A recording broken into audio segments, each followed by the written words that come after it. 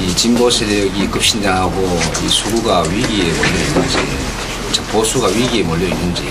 보수라는 자신으로서 더더욱 인기가 포퓰리즘 정도의 대중 정책, 그러니까 달콤한 정책이 아니기 때문에 우리 스스로가 깨끗하고 우리 스스로가 나라를 위하고, 그러니까 우리가 지향하는 방향이 옳은 것이다, 그렇게 보여주려면 보수 세력은 진보 세력보다도 훨씬 더 깨끗했어야 합니다. 그것을 하지 못했기 때문에 그 부분에 대해서는 철저히 반성해야 되고요.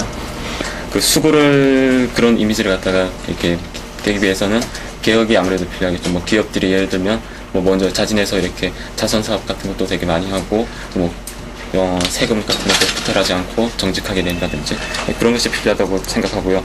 또 극우 같은 경우는 이제 북한의 기존에 이렇게 무조건 반대하던 그런 입장을 떠나서 이제 기존 그저께인가 그때 한나라당이 대북 정책을 이렇게 대폭 수정하겠다고 하지 않았습니까?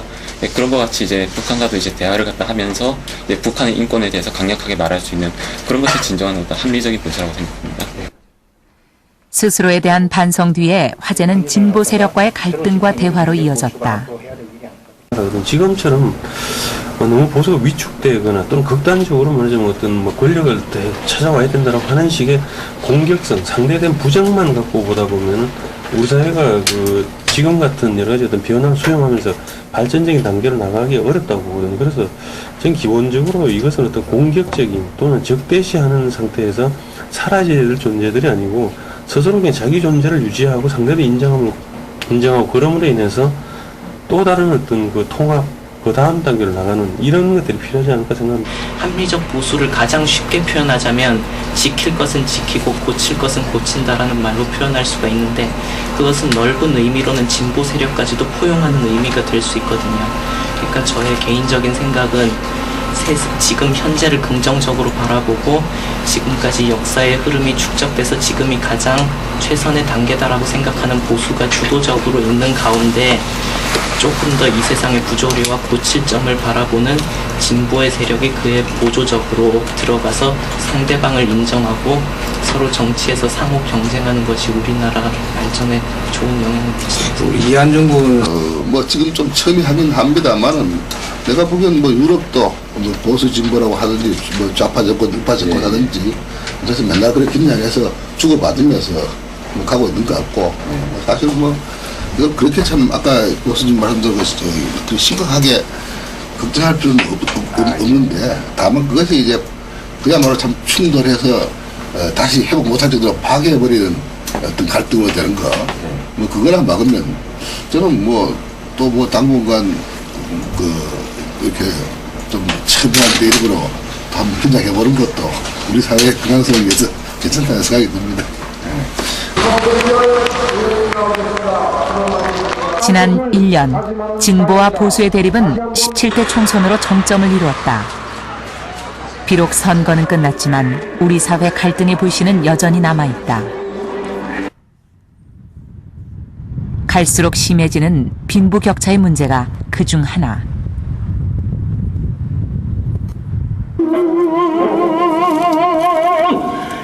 지난 3월 29일 강남 한 복판에서 가난으로 자살하거나 숨진 이들을 위한 위령제가 열렸다.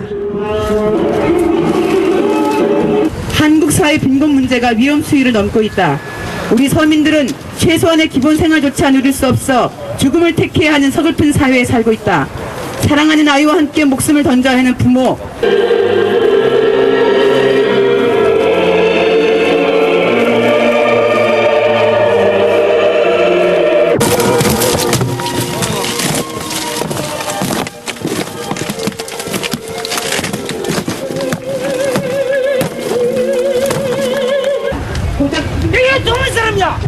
이들의 행사를 지켜보던 지역 주민 한 사람이 거세게 항의하기 시작했다.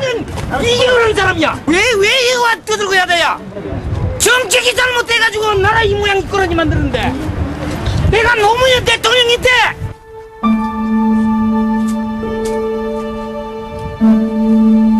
2000년 이후 우리나라 절대 빈곤층은 전체 인구의 10%를 넘어섰다. 하지만 복지 예산 규모는 OECD 가입국 평균의 절반에도 미치지 못하고 있다.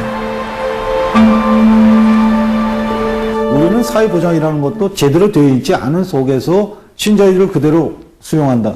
그러면 이 한국 사회에서 경쟁과 효율에서 낙오된 사람들은 어떻게 하냐. 애당초 사회 안전망도 없지.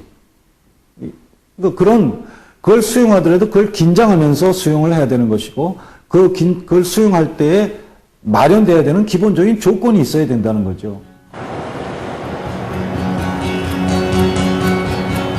빈부 격차와 함께 사회 문제 핵으로 떠오른 것은 비정규직 노동자 문제다. 계속되는 비정규직 노동자들의 분신 사건은 그 심각성을 말해주고 있다. 저희가 하청노조 만들면서 최초로 얘기했던 게 웃기게도 70년대 전태일 여사가 돌아가신 분이 얘기했던 근로기준법을 준수하라는 게 저희 모토였거든요. 실제로 현대중공업에서는 현대중공업 하청업체 150여 개 하청업체에서 근로기준법을 준수하는 업체가 없다라는 말을 반증하는 거고, 실제로 지금 현재 존재하고 있는 근로기준법만 지킨다고 하더라도 현재 하청노동자들이 억울하고 분노하고 열악하고 착취당한다고 생각하고 멸시감을 느끼고 모멸감을 느끼고 이런 부분들은 개선될 거라고 생각합니다. 경제 발전에 우선순위를 두는 보수와 사회적 분배와 정의를 강조하는 진보. 제17대 국회는 어떤 선택을 할 것인가? 일요 스페셜 제작진은 17대 국회의원 당선자에 대한 설문조사를 진행했다. 한나라당 당선자의 60%가 보수 성향으로 나타났고, 열린우리당의 약 43%가 진보 성향을 보였다.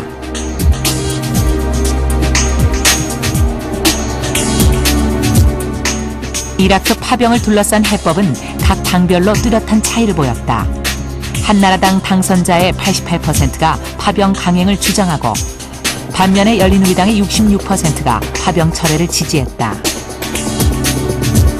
제가 이념적 성향으로 본다고 하면은 좌쪽에는 민주노동당이 포진하고 있고 우쪽에는 한나라당이 포진하고 있으며 가운데는 열린우리당이 있는 그러한 형태를 좀 보이고 있는 것이 가장 중요한 특징 중에 하나라고 얘기할 수 있겠습니다. 지난 16대 국회에서는 퍼주기식 지원이라는 비난이 일었던 대북 지원 항목. 하지만 17대에선 대북 지원에 반대한다는 의견은 9% 정도에 불과했다. 진보와 보수를 나누는 지표가 되는 국가보안법 문제. 개정이나 폐지해야 한다는 의견이 대폭 늘었다. 경제정책에 있어서 분배와 관련된 빈민 지원 항목. 전체 당선자의 85%가 빈민 지원 확대에 공감하고 있었다.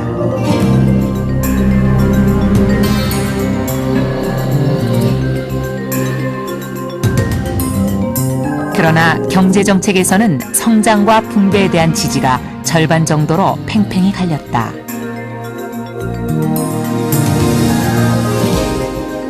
평가를 해보니까 오히려 일관성이 있는 진보 집단이 일관성 있는 보수 집단의 비율보다 높게 나타났다는 것이 특징입니다. 그래서 우리 사회가 그만큼 보수 편향적 사회가 아니다라는 게 발견된 것은 굉장히 중요한 의미를 갖고 있다는 것이죠. 이러한 일관된 진보 집단이 많다는 것이 결국은 이번 2004년 총선에서도 민심을 결정짓는 중요한 요인으로 저는 작용했다고 확신을 하고 있어요. 지금까지 우리의 보수와 진보는 차이를 인정하기보다는 서로를 부정하는 관계였다. 서로에 대한 적대감을 극복하기 위한 진정한 대화와 토론은 아직도 불가능한 것일까? 선거용